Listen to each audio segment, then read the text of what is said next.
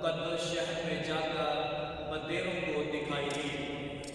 जब सूबेदार ने और उन्होंने जो उसके साथ यीशु की निगहबानी करते थे ज़लज़ला और सारा माजरा देखा तो नहायत डर गए और कहने लगे, बेशक ये खुदा का बेटा था।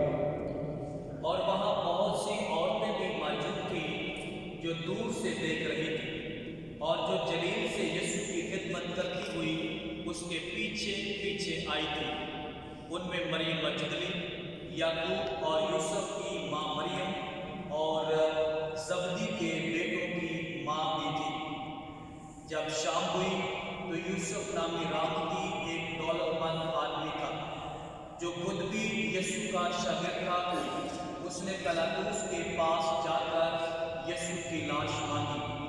तब पिलातुस ने लाश दे देने का हुक्म दिया।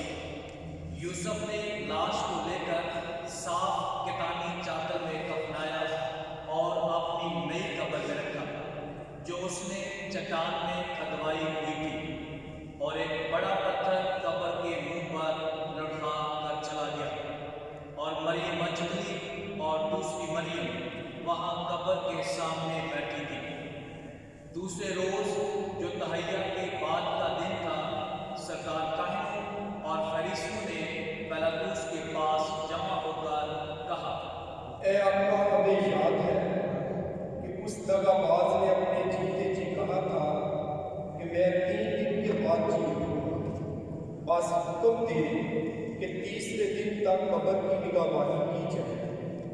ऐसा न हो कि उसके शागिर्द आकर उसे चुरा ले जाए और लोगों से कहे कि वो मुर्दों में से जी उठा है, तो ये पिछला फ्रेम पहले से भी बदतर होगा।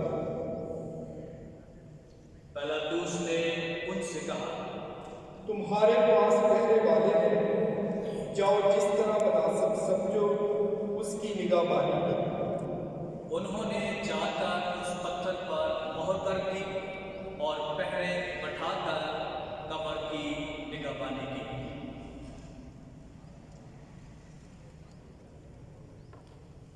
अंजील पाक के वसीले से हम सब की खताएं माफ की जाए।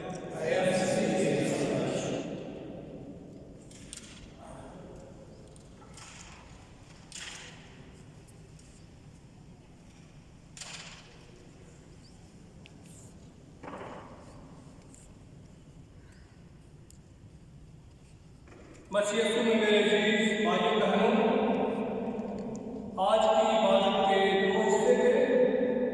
पहला एक शाहाना जुलूस था जिसमें यरूशलेम के लोग मसीह खुदावंद को वहाराना अंदाज में खुशामदीद कहते हैं, उसकी शान में नारे लगाते हैं, उसने अपने यहाँ कबूल करते हैं।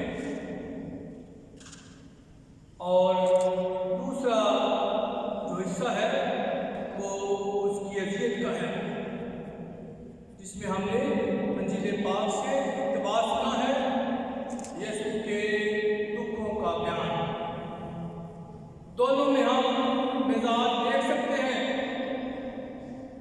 एक में खुशी का मंजर है, शादमानी का मंजर है, नारे हैं, बाबा है, और दूसरे में वही लोग जो उसे अपने यहाँ उतारते हैं, उसकी तारीफ करते हैं, एकदम बदल जाते हैं। और फिर वही गिरोह, वही हजूम ये नारे लगाता है, इसे सलीब दे, इसे सलीब दे। बहुत जल्दी ये लोग बदल गए हैं। जैसे मौसम बदलते हैं ऐसे ही इन लोगों का मिजाज है। लेकिन यहाँ एक हस्ती है जिसका मिजाज वही है, वो बरकरार है। वो बादशाह था, बादशाह है, लेकिन वो किसी घोड़े पर नहीं बल्कि गधी के बच्चे पर सवार होकर आया है और अमन का पैगाम लाया है, सुलह और सलामती का पैगाम लाया है। और फिर आज की सजावट में हमें बताया गया कि वो खुदा था और उसने अपने आप को खाली कर दिया, गुलाम की जात इख्तियार कर ली और अपने आप को बिल्कुल खाली कर दिया। और इसका फिर इनाम है कि खुदा ने उसे वो नाम दिया है जो सब नामों से अफजल है, जिसकी हमेशा तौकीर होती है, हर जगह उसकी अजमत मानी जाती है। और वही नाम निजात के लिए, मुक्ति के लिए और सलामती के लिए काफ़ी है। अंजील पाक में भी हमें बताया गया है कि उसे यहूदियों का बादशाह कहा गया, उस पर तरह तरह के इल्ज़ाम लगाए गए, उसकी बादशाह को चैलेंज किया गया, लेकिन उसने इंतकामी कार्रवाई नहीं की। उसने अपनी जान जो है बाप के सुपुर्द की, सबका शाफी बन गया, सबका सामन बन गया। और यही वो हमें सिखाता है कि बदी का मुकाबला बदी से नहीं करना चाहिए, बल्कि अगर हम मुस्बत इक़दार अपनाएं, अपने मिशन में साबित कर रहे तो भी हम सुरखरू हो सकते हैं, तो भी हम खुदावंद के पसंदीदा बन सकते हैं। आज जब हर सू कोरोना वायरस का राज है,